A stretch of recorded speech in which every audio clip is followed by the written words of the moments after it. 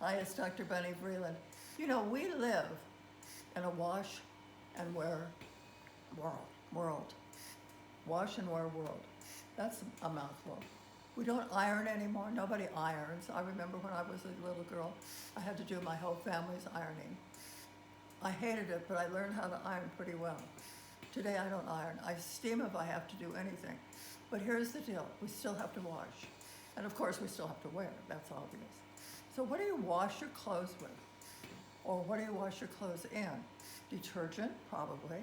So how many detergents are there on the market? Probably, I don't know, 50, 60. I mean, there's zillions.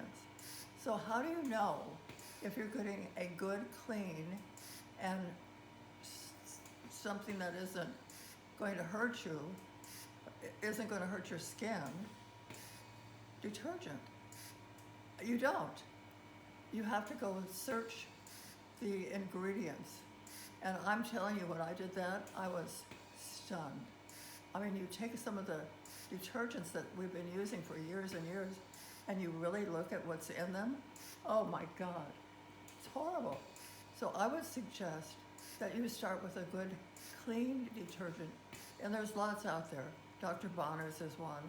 That's my favorite. But there's lots of them out there. Check the ingredients in your detergent. And also, check your washing machine. Washing machines get buildup. And some of that buildup really gets gooey and icky. And your clothes end up being dirtier after you've washed them than they were before.